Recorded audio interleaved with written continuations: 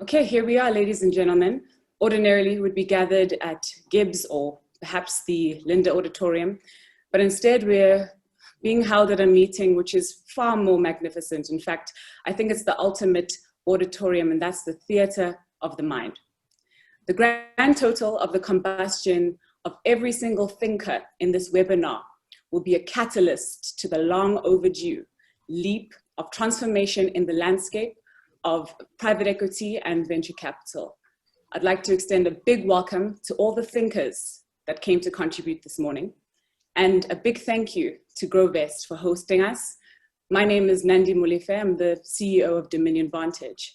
Now, what's interesting is that this webinar is the foresight of one of the big Canadian thinkers and philosophers, Marshall McLuhan, who in the 1960s predicted that the phenomenon of the entire world would become more interconnected as a result of propagation of media technologies. He later coined this term as the global village. So a big welcome to our international participants from Los Angeles to Shanghai, London, Amsterdam. We have one of our crew members even in Holland at the moment.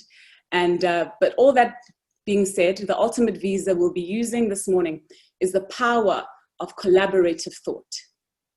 Now, allow me the honor in welcoming our diverse panel of private equity and venture capital experts.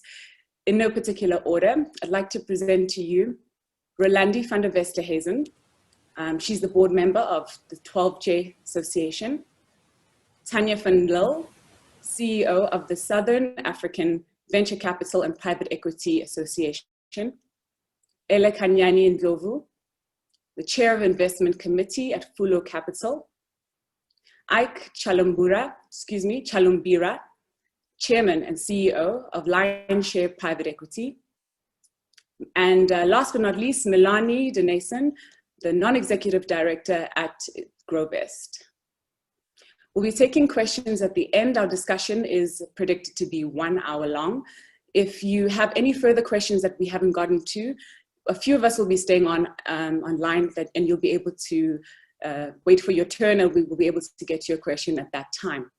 Now, let's tackle the much anticipated topic: what does Women's Day mean to an industry of mostly men? Let's start by painting the picture. I'm going to come to you, Tanya.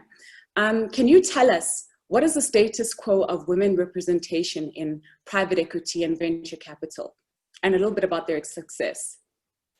Morning, everyone. Thank you, Nandi.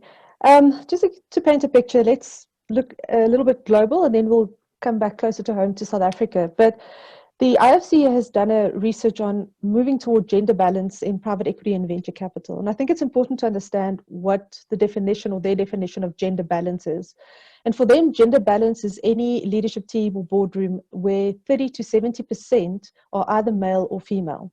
So it doesn't say it has to be female, but there's a balanced representation of gender on the board.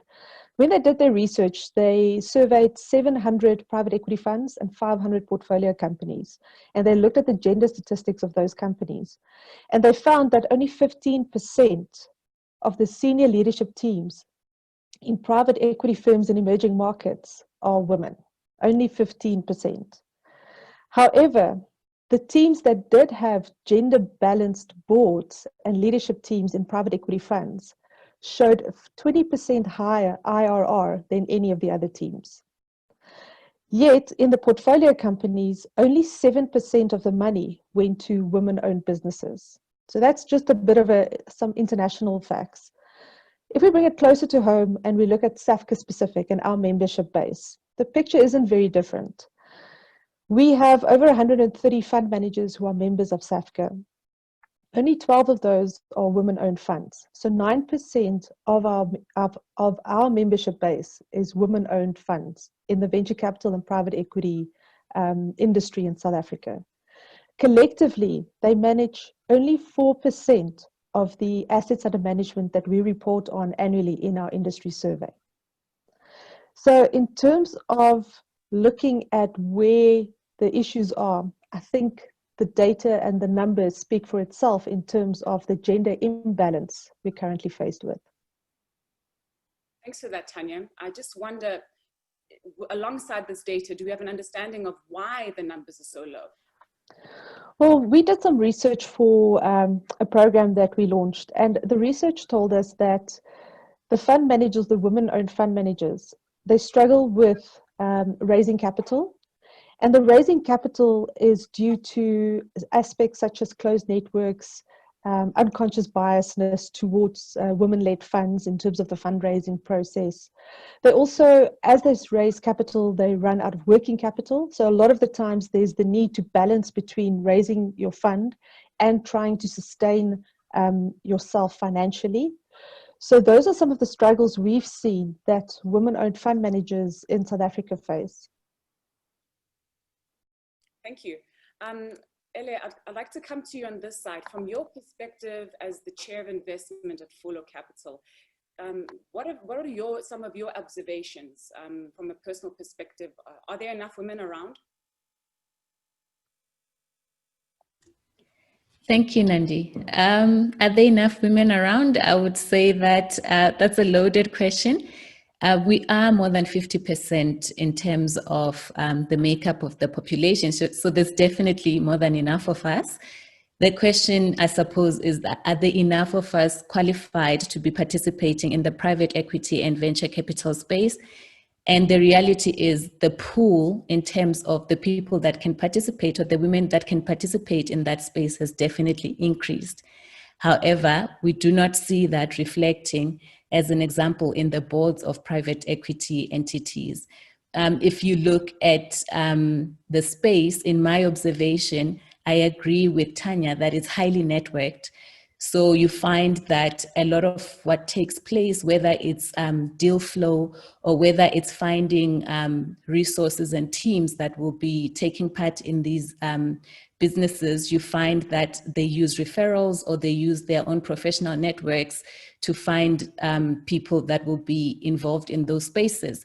And me, as an example, I'm a board member, and the exposure to private equity and venture capital was purely on the basis that on one of the funds, one of the founding members was actually female. And so if you look at that, you realize that if there wasn't necessarily a female, chances of me making that network or me making that space would not necessarily have been the case. So you find that there is that network that operates, and therefore it becomes very important that the decision makers and the people playing in the teams are actually diverse, because the diversity of the teams and the decision makers is directly proportional to how diverse everything else will be. And I mean, it's not a bad thing that people network with people like themselves, or that you are likely to refer someone who's similar to you, because you see that with the numbers, where there's female participation in the space, you get that those female investors invest more in other female-led businesses, which is a good thing.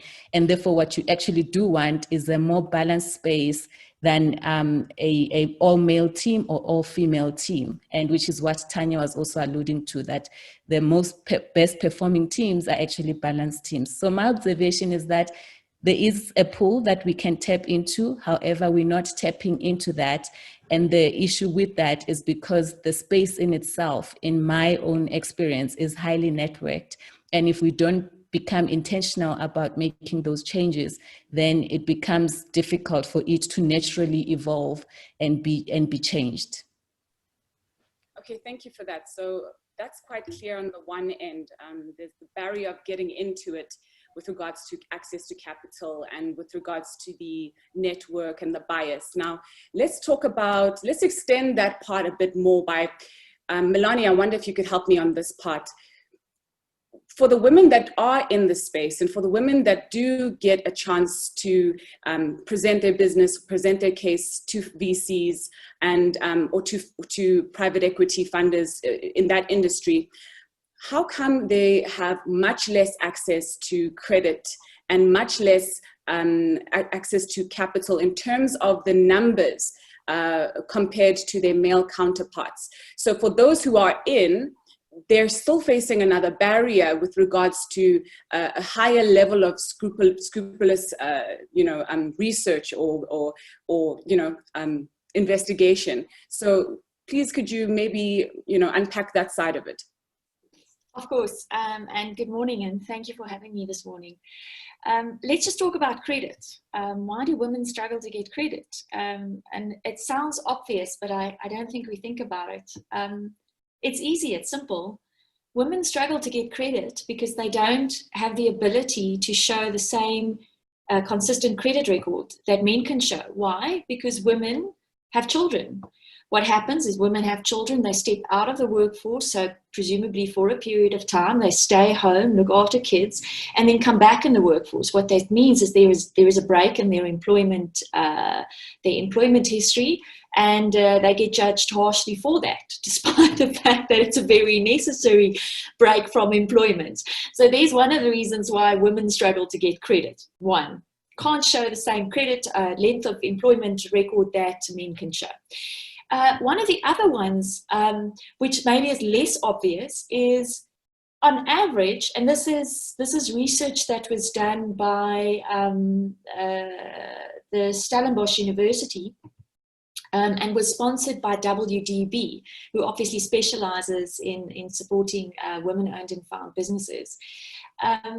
Women in this country, and this has been the case for the last 2 decades, are on average being paid 35% less than their male counterparts for doing the same job. Now, I want you to hear that again, 35% less than their male counterparts for doing the same job, right? In this country, more than half of the households are women-led, and what that means is that 40%, a women-led household are on average 40% poorer than male-led households, simply because they're getting paid less. And if you get paid more, it's obviously easier to establish a credit record, because you'll have more capital resource or more capital as a resource to invest and build up a credit record. So these things all play into each other. So ask me why women struggle with credit. There's two very, I think, one obvious and maybe one less obvious reason for it. Then access to the market. If we talk about private equity and venture capital, specifically to enter that market.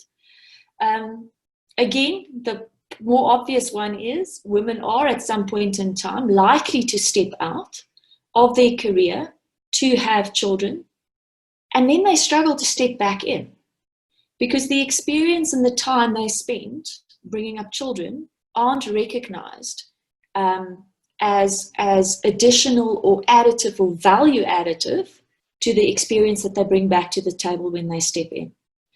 And, maybe COVID-19 has been really good for us as women, in a sense that for the first time, we talk about work from home as something that is acceptable. And not when a woman works from home, she's skivvying off on the side, not doing her work. So I think it's all of these little things playing into that. And to be clear, if a woman wanted to then employ childcare to look after her children or her extended family, because women are more likely to look after extended family as well, she's getting paid 35% less than her male counterpart. Do you think she's going to put the money towards childcare, or is she going to put the money towards doing what is in the best interest of her child, sending that child to the right schools, making sure there's food on the table, etc.? So all of these little things make it virtually impossible for women to, on an equal base, participate in the system. Thanks, Melanie. I think, this takes me back to a conversation I had a while ago with a friend of mine. If your, employer will be offering you some sort of budget for your car, for your health insurance, surely they should introduce some sort of budget for, your childcare and your school. I don't know, that's one random suggestion. Okay, so I love what you spoke about, because you're talking about the institutionalization of the fact that women have to go into the institution, into the system of work and out of the system of work. Now, one of the suggested solutions worldwide is something called the gender lens investment strategy. And just to give you a concise definition of that, that's when that's when you take investing with the intent to address gender issues or promote gender equity, including by investing in women-owned or led enterprises, investing in enterprises that promote workplace equity, investing in enterprises that offer products or services that substantially improve the lives of women and girls. So that being said, Ike, I'd like to come to you on this question. What are the benefits of gender lens investment from your experience running your fund? Okay. First of all, thank you very much. I guess this is Women's Month, and initially I thought I was not the right person to be on this panel, but listening to what the content of the topic was today, I thought as a man to come and support and actually give a perspective from an investor company would be helpful. So for me, the data that's been shared is absolutely obvious, right? 52% of our population in South Africa is women, and the majority of the population in the world is women. So if you look at the data that we just shared or got, and the gap that is, the benefit is very obvious. The women, I mean, I come from a majority women-led household. I grew up with women. I work mostly with women, and their impact and benefit to insights on our investment has been significant. So I think the data as a starting point to me is too glaringly obvious on the benefits. Fantastic. And, I just wonder, there's another strategy that we have to balance what's happening in the global economy. The other strategy is the environmental, social, and governance investments. In your mind, is that different to gender lens investment? I think gender lens investment is probably, I mean, in South Africa, we're still really at the early stage of understanding gender lens investing and actually measuring it. I'll probably maybe take it more towards the broad-based empowerment, right? Part of it, because in South Africa, empowerment of women is low, right? So taking that law and actually really implementing and transforming our economy, I would say gender lens investment is an integral part of ESG, maybe part of the S and the G, but more the S, and the social impact of having women not only participate in the investment side, but also the beneficiaries of those investments that we make as an industry. Okay, I would just like to take this moment to encourage the questions coming through. You're very welcome, and we see your questions. We'll be getting to them at the end. Thank you very much for that. Tanya, I think we understand the concept. We understand what the purpose is for this gender lens investing. I think I touched a bit on it beforehand, but what other roadblocks do you understand are the, that are slowing down the process of gender lens investment, especially in this country? I think if you look at the investors, so who are the asset owners or those that are actually own the money? Private equity and venture capital is a $13 trillion business. How much of that money is being invested into women or by women? So I think a big roadblock is institutional investors making it a mandate and making it a priority to ensure that when they invest, they take this into consideration. A lot of investors will tell you, yes, we do think gender investing or gender lens investing is important, but how many of them have actually built it into their investment strategy? And are they actually asking their fund managers to report on it? So that's one potential roadblock. But then it's the decision makers. So who are the decision makers? And who owns the money or makes the decision of where the money is being spent? Ellie also mentioned this. Female partners or women partners are twice as likely to invest in women-owned businesses than male partners. And that also came out of the IFC research. So it's important to understand this whole value chain of who are the asset owners, where are they investing the money? When the money goes into a private equity or venture capital fund, who are making those decisions? And where is that money being invested into? And is gender at top of mind for those funds? And then also, I think, because we see that a lot of women-owned businesses tend to be smaller than male-owned businesses. So there's a lot more female entrepreneurs, but their businesses tend to be smaller. It's much easier to write a ticket size and do a due diligence on a bigger business than it is on a whole lot of smaller businesses. So the effort to invest in women-owned businesses is high in relation to investing in businesses that are already at a very expansive growth trajectory. So there's also a lack of understanding that there's so much to choose from, but you need to put in a little bit more effort if you want to make gender lens investing priority in your business. So those were just some of the roadblocks that we've come across in the industry. Rolandi, is there a stigma among investors that gender lens investing and social impact investing result in poorer performance or returns? I don't think there's a stigma per se, definitely not. I just think there hasn't necessarily been an awareness in terms of this, because only once you start researching and understanding the numbers, you can actually, consider that, like Tanya said, as part of a mandate, etc. But the reality is that, a more balanced fund or fund manager, and even portfolio companies as well, because of the diversity and the value of the diversity, there is definitely an improved return on those investments. So, yeah, like I said, I don't think there's a stigma. It's just not necessarily an awareness or a focus area. Okay, so we need to find a way to, engage the majority of the community to understand that it is more beneficial having a diverse team instead of just doing things the way they've always been done. I'd like to come to you once more. Gender lens investing, is that a niche investment strategy that you have used in your portfolio management, or is it something that has just been a general ethics that you've included in your business culture?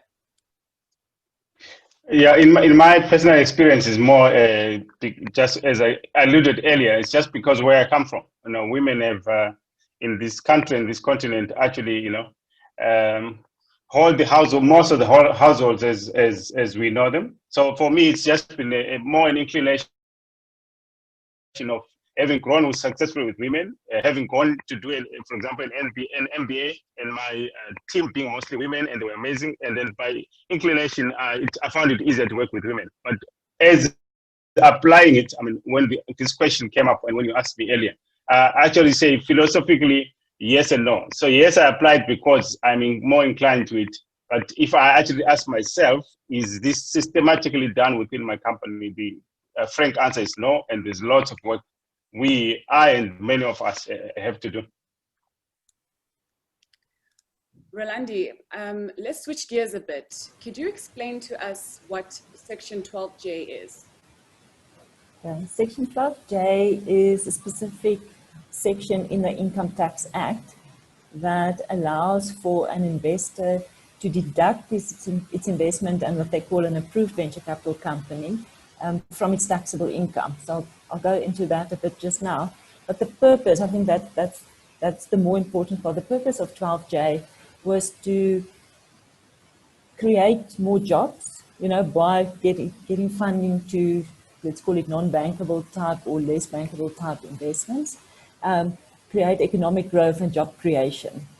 So that was the intention, or is the intention of Treasury. So they've aligned that with their policy decisions to actually invest in certain types of qualifying companies, which then, according to their research, create more jobs. For instance, something like tourism, manufacturing, all those type of things.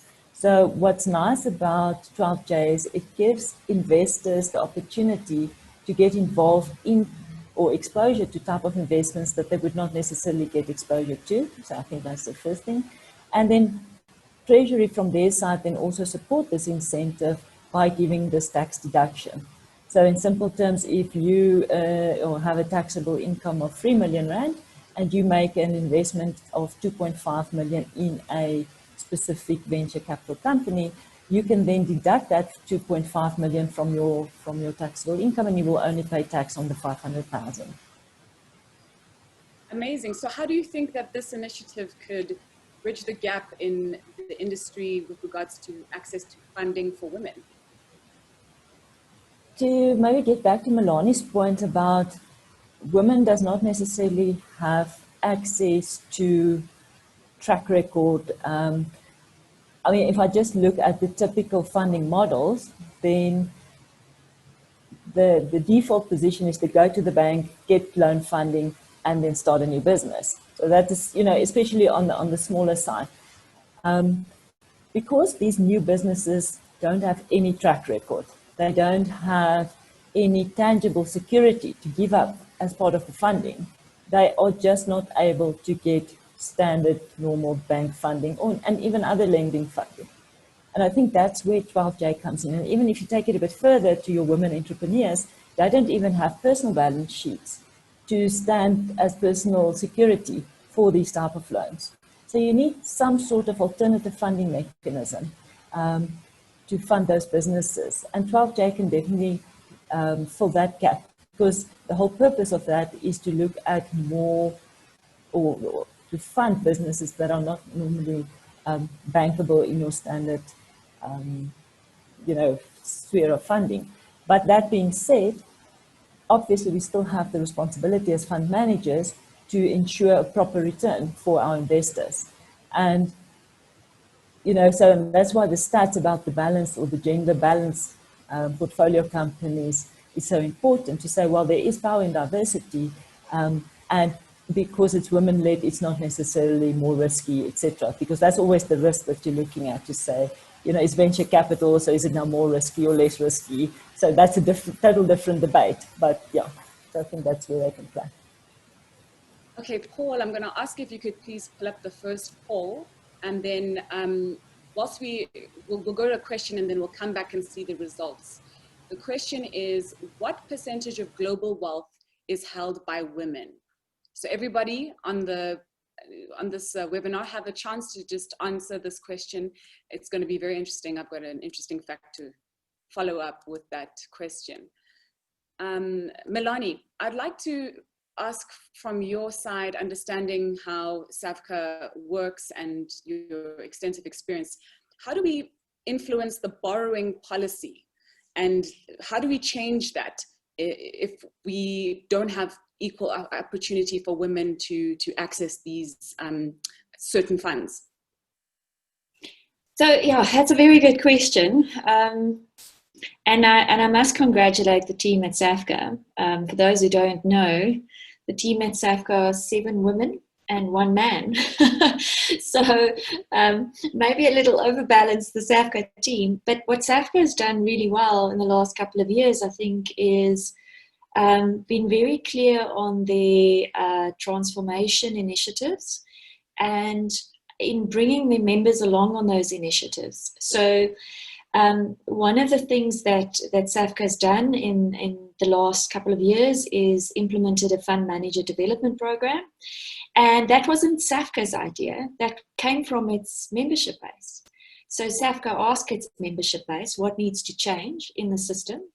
And what came back was that we need to transform the system. So I think what it's a two-way conversation, and it's a balancing, a very fine balancing act. So you need women to participate in the conversation such that their voices are heard, and that those who have the ability to change systems and implement change connect with that message that they are receiving. And I think potentially there's a little bit of a gap there at the moment. So a lot of advocacy needs to be done, but it needs to be voices who are heard, advocating for change and advocates who are receptive to change, to hear those voices in order to change this, to change the systems that support behavior which is potentially unequitable. And again, I know nobody wants to hear about COVID-19, but I think this crisis presents us with a wonderful opportunity to reassess.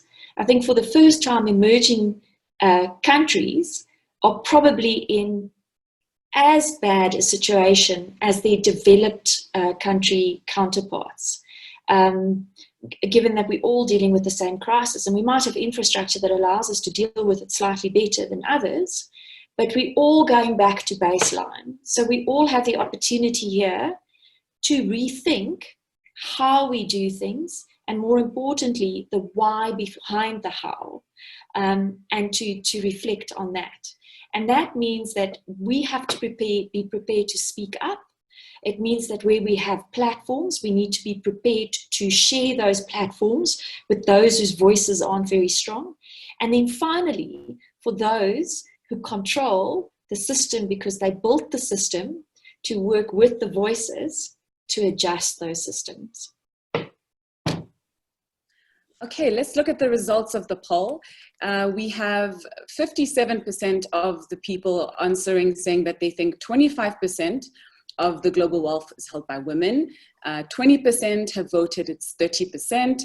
3% of the audience said it's 40% of women. And then the correct answer, in fact, is that 30%, well, the global wealth is held by 30% of women. And in the year 2025, it is expected to be in the hands of 50% of women. Sorry, in 2025, 50% of the global wealth will be expected to be held in the hands of women. Now, that being said, Rolandi, what are the prospects of the emergence of women investment in South Africa? I think it's great. You know, there's obviously a lot of historical issues that contributed to where we are in terms of your 30% percentages. What I do think is that just on a, let's call it on a personal level and on educational level, is that in the households previously, there weren't really discussions about finances, business, or especially in certain cultures, there were no discussions like that. So women were not necessarily exposed to the household finance discussion situation, and children by default also not. And I think that's been changing quite a lot. And then the second thing is there's much more women studying business type degrees, which then give them access to other types of job opportunities. Because I think personally, the reason why you see so little women in something like private equity, venture capital, is it's a very specialized area. So if you don't have access to that experience quite early in your career, it's very difficult to get in at a later stage. So, and I mean, that's nobody's fault. It's just what did you have exposure to at which point in your career? And I think that has been increasing dramatically. And with the renewed focus now on ESG and gender lens investing, that will also then contribute to be more sensitive, or for investors in this space to be more sensitive. And then you have a proper pool to pull from in terms of experience and technical capabilities from an HR point of view. So I think definitely there's hope. Ele, how different are women investors to their male counterparts? What is their focus? Could you give us some insight into that?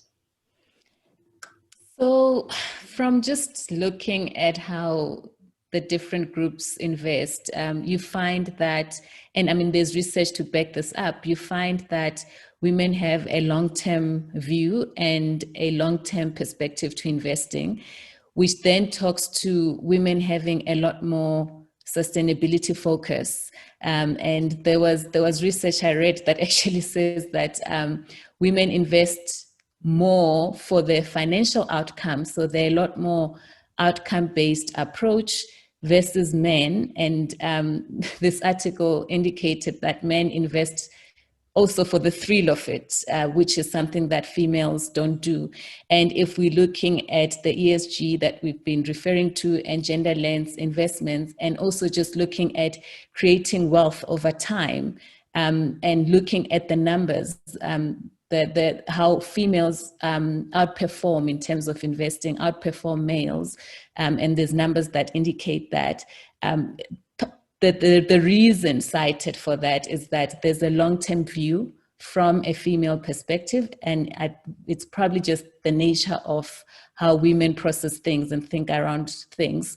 And there's more an outcome-focused approach than there would be for their male counterparts. And therefore, that's why you see that 2% or 1% difference in terms of performance when you look at how the different funds that are managed by males versus females perform. Okay, Melanie, I'd like to take us to the question of meritocracy. We have systems and strategies in place that, you know, look at gender lens investment and as well as ethnic diversity inclusion. Now, could you talk to me about the dynamics of how that's received in terms of merit point of view? And do you think that those two driving strategies for diversity are equal at the moment in this landscape? You're using very big words, Nandi. Sure. I looked at everyone's qualifications. I just had to change all of my vocabulary for this particular conversation. Google is my friend, so I've just Googled meritocracy. So thanks for the question, and I think it's a really important question. I think, you know, over the last 4 months we've seen a couple of movements come to the fore. Black Lives Matter,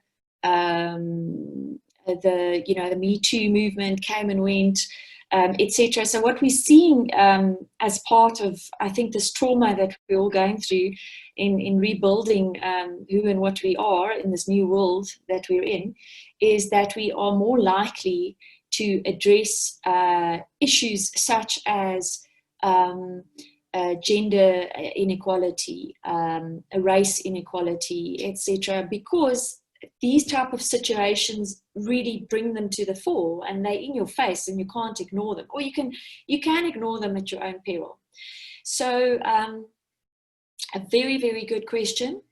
I don't think we are dealing with these issues fundamentally and integrated, or in an integrated manner at present. So I think what we're trying to do right now is we're trying to address one issue here, another issue there, another issue there, and we're not building a system which is conducive to fundamentally what we want, which is a system that is addressing humanity's biggest issues. So you cannot address gender inequality without addressing race inequality, because the majority of the gender component which is being left behind are Black. That's just the numbers.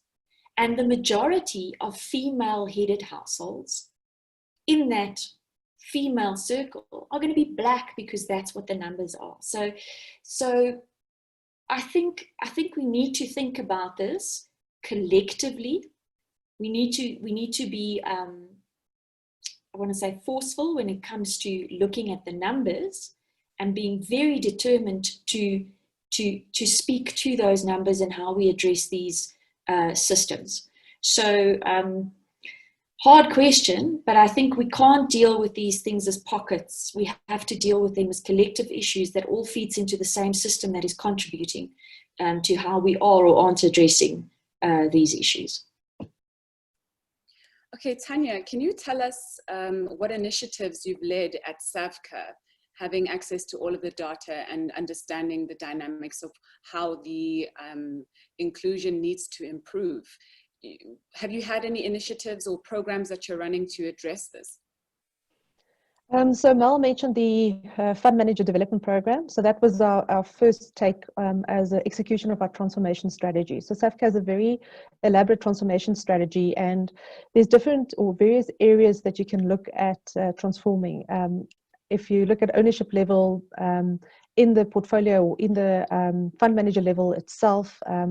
So what SAFCA decided is to start off at the ownership level and affect the ownership in terms of the amount of women that are in the industry. And the Fund Managed Development Program is one such an initiative.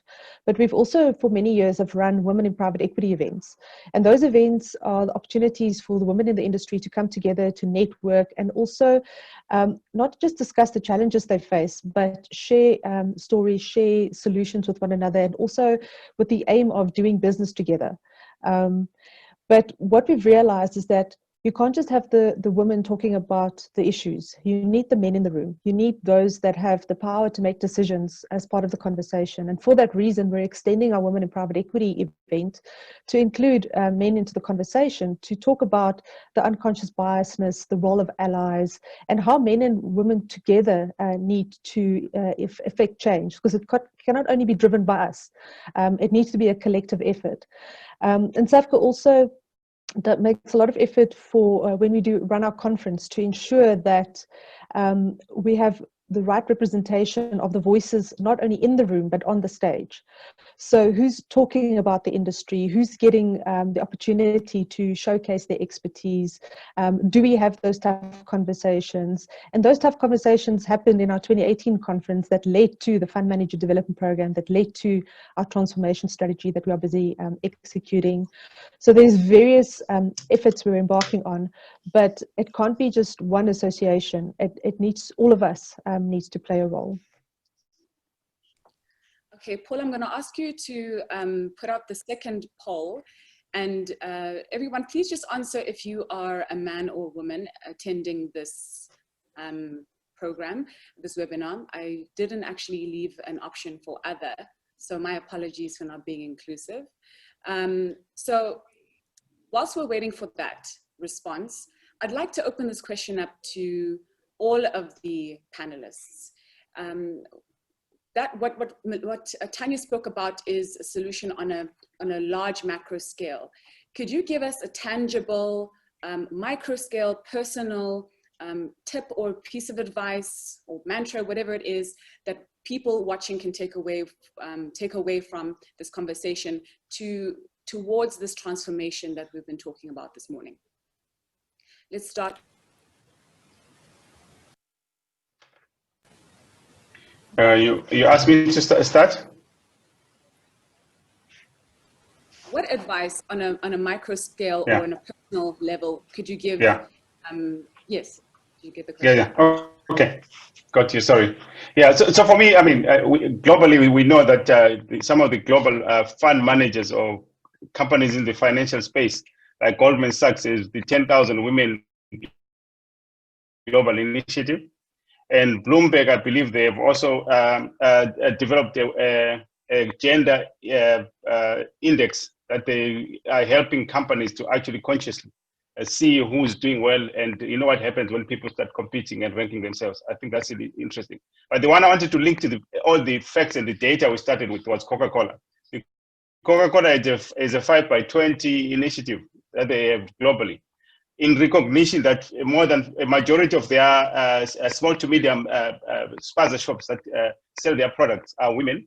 They have their 5x20 is supported actually or invested in 3.2 million small to medium sized vendors to enable them to actually operate.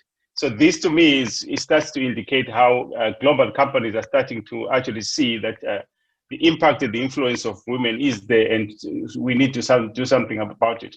And then maybe just to punch SAFCA a little bit, I mean, I sit here in complete awe to look at our Tanya and her team, a majority women-led team, has in a way transformed SAFCA in the last 2 to 3 years. So as a member of SAFCA, I'm actually very proud and impressed how they've systematically, and quietly and not forcefully, but, put out initiatives that have really started to have us talk about this very critical subject. Okay, great. So Rolandi, you're welcome to comment on a macro or a micro scale. That's perfectly fine. I mean, maybe from a micro perspective, a simple example is if I look at the company that I'm involved in, Grovest Capital, we are very balanced, I would say, from an exco level. We have 3 men and 3 women on the exco. But what made it possible is the fact that they are sensitive towards your family responsibilities and other responsibilities. So a simple example is, try and have meetings in the mornings instead of the afternoons, which allow flexibility for if you have other responsibilities that you need to attend to in the afternoon, you can always do your work again at night. So it gives you the opportunity to balance both your personal and your work life, which then by default have a much more loyal and hardworking labor force, if I can call it that, just because of the employer being considerate as to both the business but also the life of the individual. So it's a small thing. Just have the meetings in the morning, the formal meetings in the morning, and in the afternoon you're available on request. But, things like that. And why it also works is you actually need time not to be in meetings and just sit and do work. So it actually works both ways. So true. Ele, do you have anything else to add? Yes, I do, Nandi, and I have quite a few that I feel we should take on either on a macro or micro and personal level. What I find happens with some of these conversations where there's an actual active discussion around we need to have more women participating in the space. And let's say, for an example, in a board, I cited earlier that in the boards that I'm on, I'm the only female. And in those types of discussions, generally, you find that when the question of shouldn't we have more females comes up, the response is, yeah, we should, but we must make sure the women we put in these things are qualified. And for me, I find that interesting and in fact puzzling to say, why is that the first response? And it's a response all the time, and it doesn't matter which space I'm in. And I'm by background an engineer, so I'm also in that space, also in a male-dominated field. And the response almost assumes that women are sitting around unqualified. And therefore, if we were to really put them anyway, we have to now go find the super special humans that must come fill in these spaces. And I think that it's the responsibility of every leader to change that conversation and to frame it differently and to challenge the assumption that comes with making a statement that, yeah, but let's not just put any other women. Let's make sure the women are qualified, because that's not the conversation when the initial teams are being put together and they're made up of males. And standard qualifications from a male is good enough, but when it is a female that has to be there, they have to be super qualified and a superstar. So that's one. I really think as the leadership in the space that we must challenge. There are enough women who are qualified, and saying that, yeah, we must put one that's qualified is almost an excuse to say that we won't look and it's okay. And that's purely because the system knows now that there's a pool to pick from. So instead of saying there are no women, we can't say that anymore because there are women. So now we say, no, they must just be qualified. So that's one for me, and I feel very passionately about that. The second one is that we must make sure we tell the stories. And I was very happy to hear that SAFCA does take an initiative to really make sure that there's engagements where women are sharing stories, because an identity of an industry matters. And there's research that shows that women are unlikely to go into an industry that has an actual gender identity. And private equity is that, or the financial sector is that. It has a very strong male gender identity than it does for females. And one way of changing that, and I think Melanie mentioned it earlier as well, is that we have to raise the voices and we have to tell the stories of women in the field, in the space, doing well, and even if they're not doing well, actually, by the fact that they are participating, that should be highlighted so that the identity of the industry actually changes. And the third thing for me is that we must also have honest conversations about the fact that where we are saying women have to be involved and participate, sometimes there's a notion that that means that other people have to leave the space, and that you have to stand up and leave the table. And the narrative has to be that we can extend the table. There's enough money globally that we can all extend the table and participate. And to have the conversations with the people sitting at the tables to understand what their fears are. And it came up with someone saying, and I think it's Safka saying, they've realized that the discussions amongst women on their own don't really move us forward as they should, because it's one-sided. We need to start having conversations with males to say, what are you so scared of that your whole team is all male? And we also need to take accountability to entities like Grovest, where they are thought leaders in the space, and they help formulate some of these funds, and they help put them together. I think an actual active thing to do would be to say, like what Goldman Sachs has done recently, to say they will not list anyone who has an all-male board. And I think we should start making bold statements like that, to say Grovest will not assist anyone to start their fund unless their team is diverse, or unless their team has one female on it, or, you know, because at this point, the system... If I can jump in on that bombshell, I'd like to just stop you right there. I think you made a brilliant point. And we, just in the interest of time, I'd like to go and look at the results of the polls. And today we've had 24% of the audience are men, and 76% of the audience are women. Just to change gears, does anybody, the only other people who haven't commented is Melanie and Tanya. So Melanie, do you have a comment about the fact that there's mostly women in the room? Yeah, I think it's exactly why SAFCA is doing what it's doing, which is inviting men into the conversation. And I was looking at somebody's comment from earlier saying, oh, this is refreshing. It's not a male bashing conversation. It's not a male bashing conversation. This is, we definitively understand that we need to do this together. And I think that's where SAFCA is coming from. And I'm sure Tanya will contribute to that. But maybe let me make an example, and I apologize in advance, but I'm going to take advantage of my position here. And Jeff, I know you're sitting in the background as the CEO of Grovest. And Paul, I know you have the ability to bring Jeff into this panel discussion. But we've now seen the stats of who is on this webinar.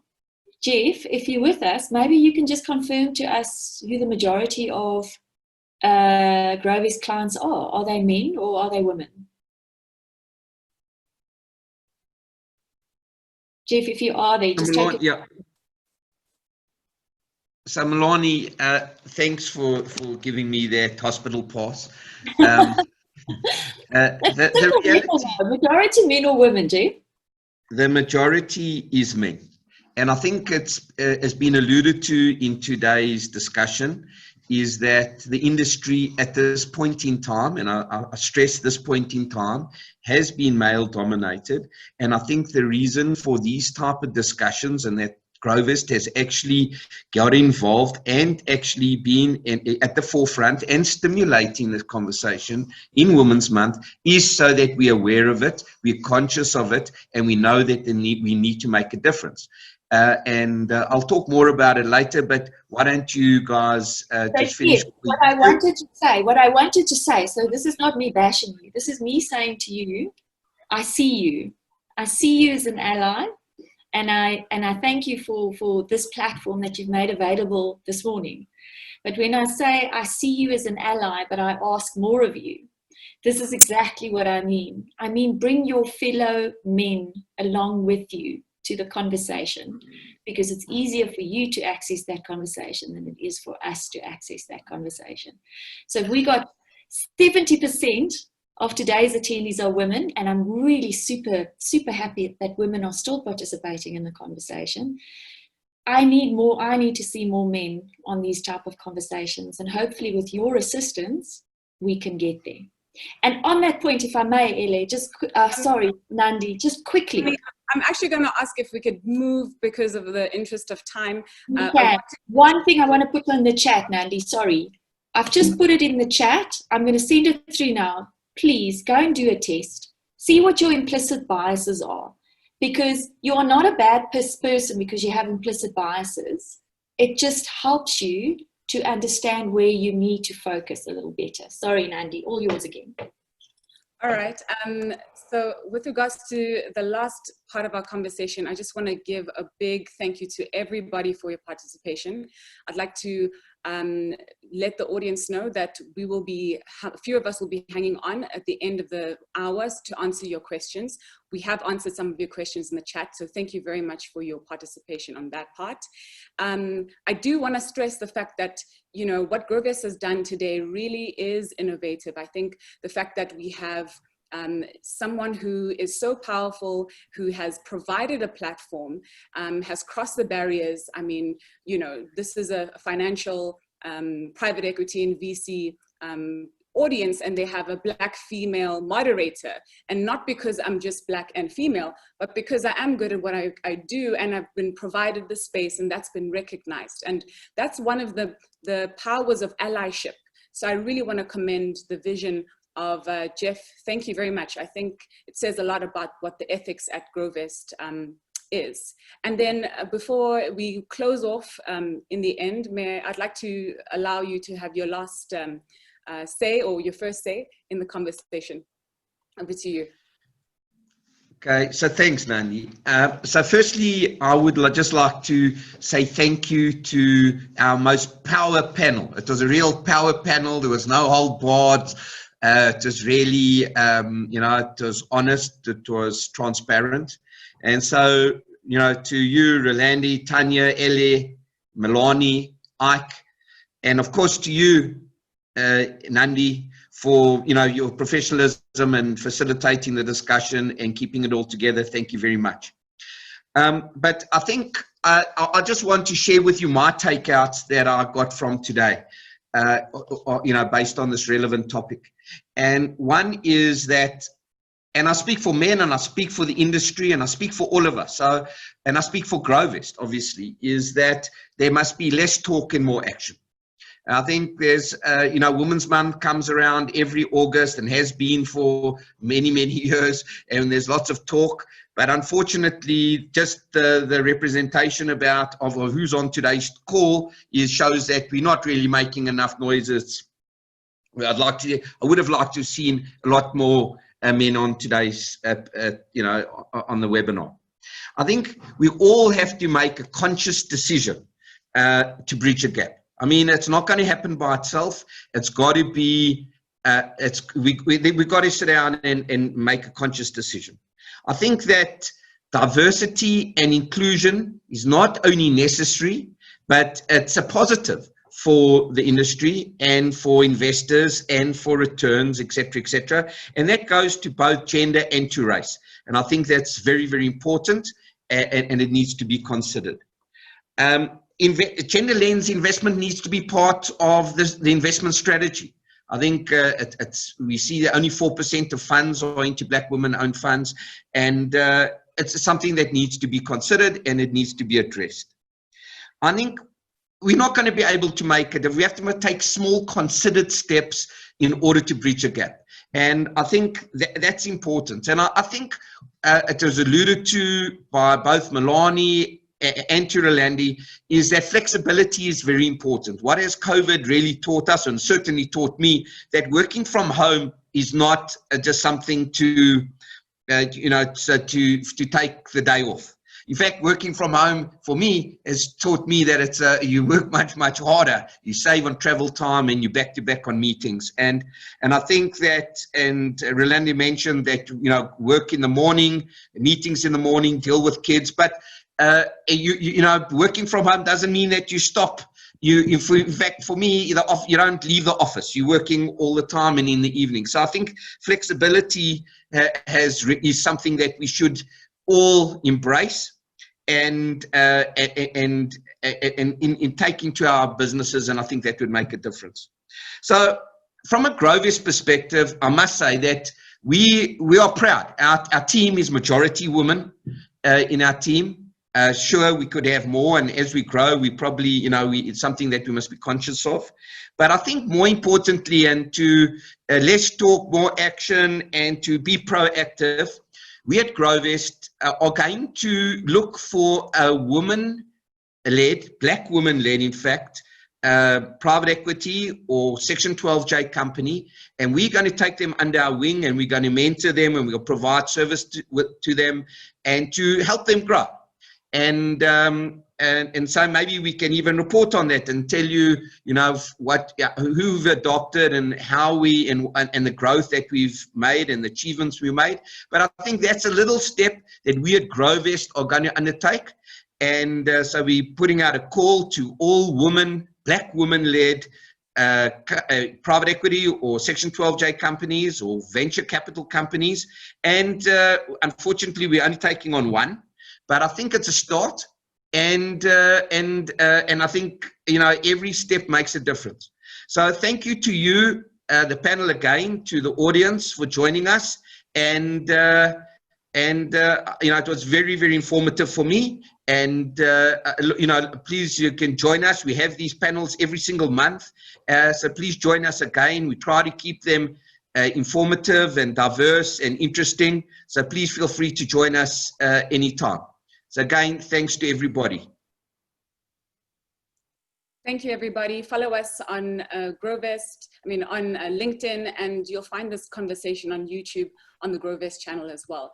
Enjoy your morning. For those of you staying on, we'll see you in a minute. For the rest of you, stay tuned.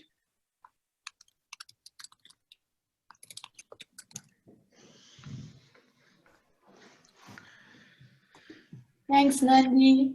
Thank you, Jay. Thank you, everybody. Thanks, guys. Melanie, I'm going to buy you a rugby ball.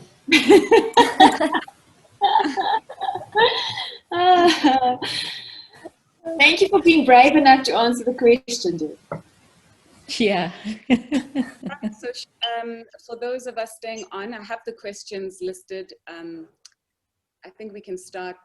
If you have a preference to answer the questions, please just say your name, unmute yourself. The first question we'll start with is, are we concerned with just balancing the statistics, or are we prompting long-lasting changes in institutional practices, the organization of work and time, the women's personal development and independence? If the latter, what role do men have in achieving this? Apologies, I think this was answered on the chat. Is that correct, Paul? I think this question was answered. My apologies for that. The next question is, who's responsible? Okay, where are the metrics for performance of female investors in comparison to male? And where can we find this research in South Africa?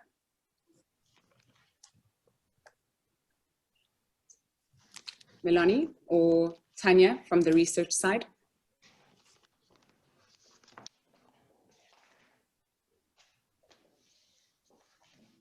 Tanya, Melanie, are you there? Yeah, sorry, still here. Apologies. Just trying to find my unmute button. Got it. No worries.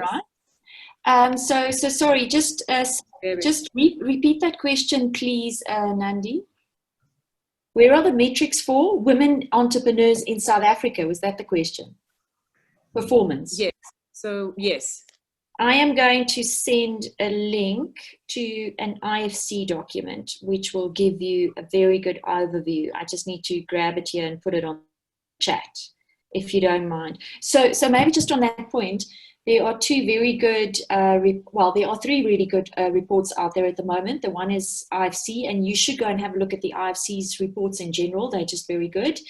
WDB has done the research on remuneration practices and some ideas on how to address that. Mercer has just released a report on African entrepreneurs, so not just South Africa, but wider continent. And have a look at the CDC group. they've also got some really good resources. I'll type them into the chat quickly now.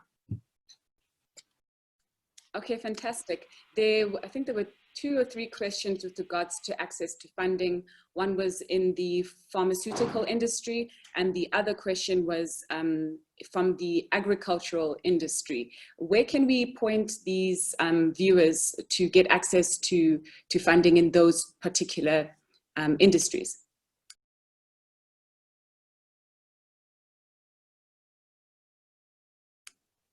Ele, do you know, perhaps?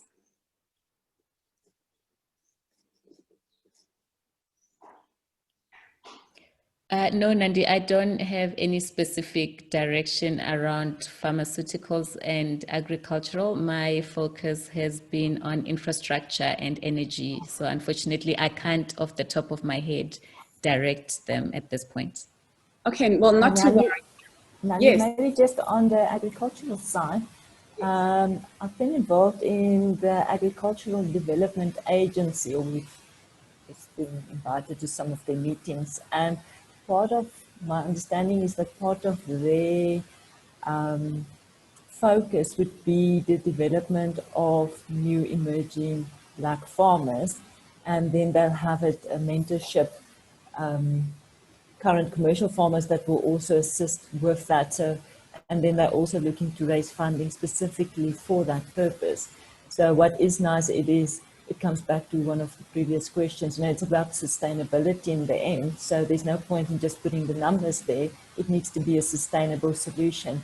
And that is what they're trying to get to actually have current experienced commercial farmers training, developing farmers, but also then assist them with access to funding, because you can't have the one without the other. So maybe just look at the Agricultural Development Agency website.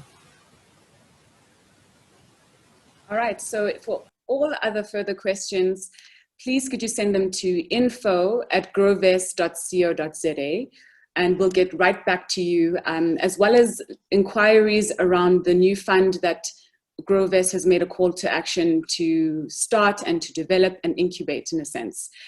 That being said, I want to formally close the meeting. Thank you, everybody. This has been such an exciting conversation, and I can't wait for the next part of it, where we're talking real action, real results based on the initiative that Grovest has announced today. Thank you, and goodbye, everyone. Thank you, Nandi. Thank you, Nandi. Bye.